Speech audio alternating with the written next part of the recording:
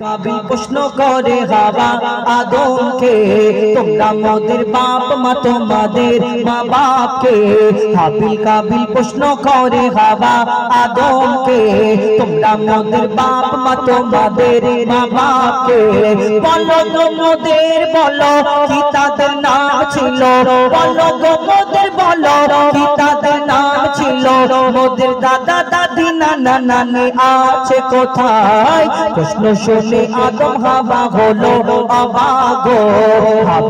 কাবিলকে তারা কি দেবে জবাব গো? দুজনে আল্লাহ বলে সিজদাতে যায় চলে, দুজনে আল্লাহ বলে সিজদাতে যায় চলে।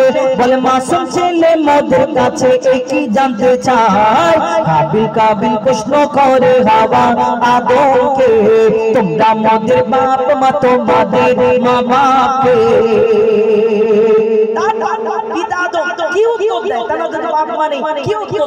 কবি ছন্দের মাধ্যমে লিখছে দেখো, ওই বলছে আদম শোন তোরা শোন, মানব জাতির মাঝে সৃষ্টি আমি প্রথম।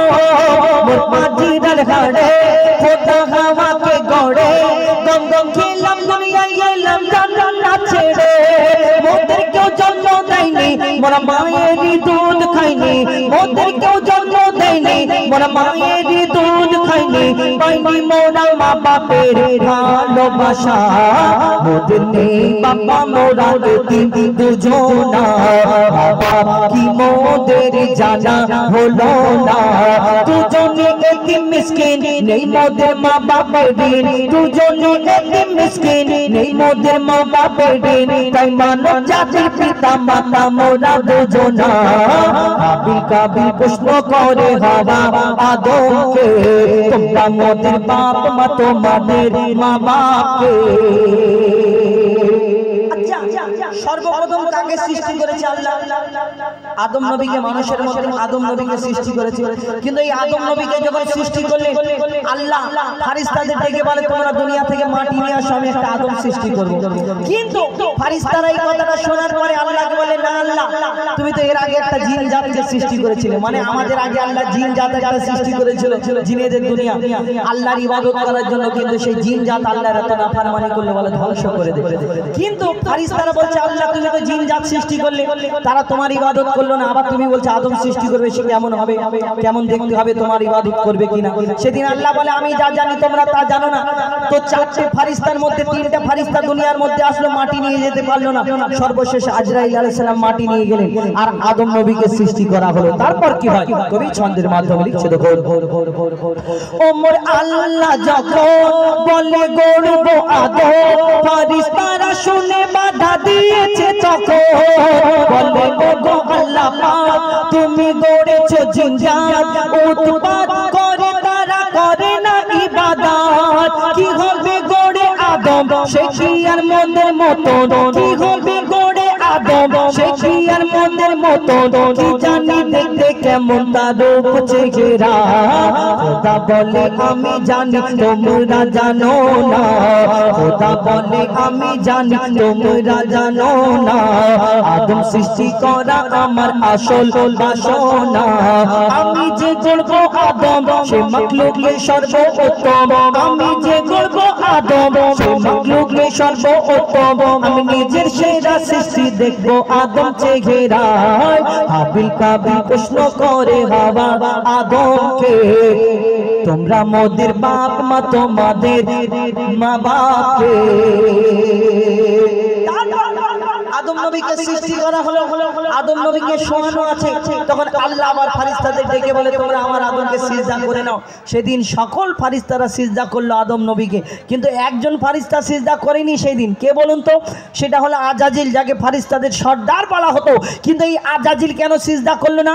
তার মনেতে অহংকার ছিল। আমরা অহংকার করি, আমি সুন্দর দেখতে, আমার টাকা আছে, আমি শিল্পী, আমি এই অহংকার করি না, ভালো করে ঘষাঘষি করি, সুন্দর দেখাবে।